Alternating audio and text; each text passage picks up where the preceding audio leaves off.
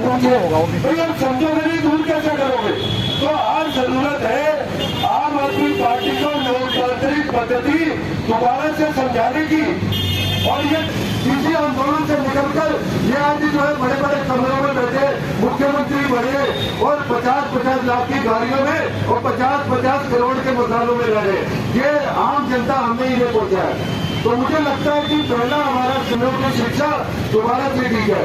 क्यों नहीं अब तक मेयर आई, क्यों नहीं अब तक उसके रिप्रेजेंटेटिव आके आपसे मिले। जो जरूरत पड़ी कि आप लोगों को इतना लंबा धरना कितने दिनों से आप लोग कमी करें, लेकिन और बड़ी संख्या में और लोगों को जोड़कर अगर इस काम को करेंगे तो इन्हें जरूर आपके सामने झुकना पड़ेगा। दूसरा मैं कहना चाहता हूँ ये जो अधिकारी है ये शुरू से निरंकुश रहे हैं। अधिकारी हमेशा टाइम खुलाना चाहता है, लोगों से काम का व्यवस्था रही है और एक मेंटेलिटी रही है। पॉलिटिकल लीडर्स इसलिए चुने जाते हैं, mayor, standing committee chairman, councillor टूटा हुआ दिख रहा है, क्योंकि आज की डेट में ना तो ये स्टैंडिंग कमेटी बना रहे हैं ना जोन की कमेटियां बना रहे हैं। तो जनता कर्मचारी लोग कहाँ अपनी आवाज उठाए। एक सिंगल मेयर है वो बोलेंगे उसमें मैंने स्टैंप लगा के साइन करना घर चले जाना, इसलिए वो नहीं आ रही। ये वो आम आदमी पार्टी के सत्ता में आने के बाद छिन्न भी हो चुकी है।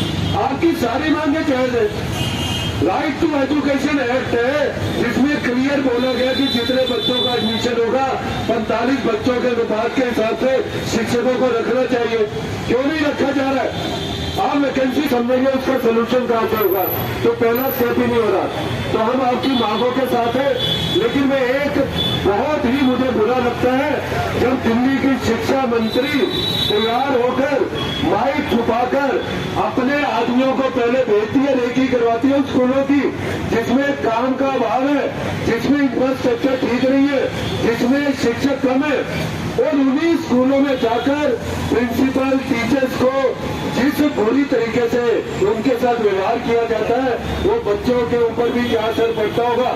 जो बच्चे वो वीडियो देखते हैं कि हमारे शिक्षक की कैसे बेइज्जती।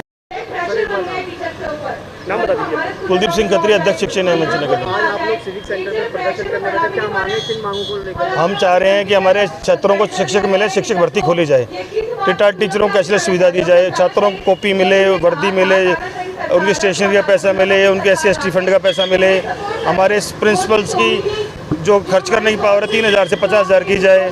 हम ये मांगे हैं, हमारी विभिन्न मांगे हैं, इनको लेके धरने बैठे हैं। सबसे ज़रूरी बात है टीचरों की कमी है, ये भर्ती निकाल नहीं रहे हैं और जो सीमित टीचर्स हैं उन्हीं के उनका धौन शोषण कर रहे हैं।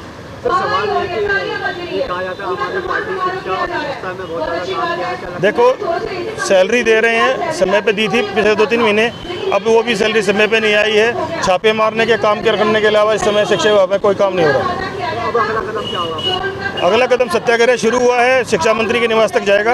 अगला मूवमेंट शिक्षा मंत्री का निवास है।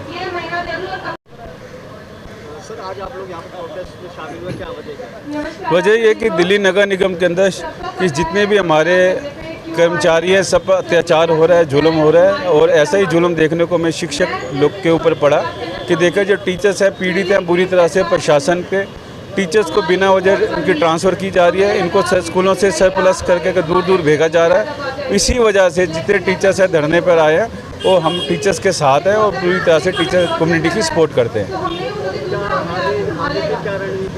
देखो ऐसे है कि प्रशासन जहाँ जहाँ गलत काम करेगा हम उसका विरोध करेंगे, क्योंकि जब तक हम सत्ता में थे तो हमने एम्प्लॉइज़ का मान सम्मान बनाए रखा। अब ये बिल्कुल हिटलरशाही हम बिल्कुल इसमें बर्दाश्त नहीं करेंगे और जो भी लोग इसमें परेशान होंगे हम उनका साथ देंगे।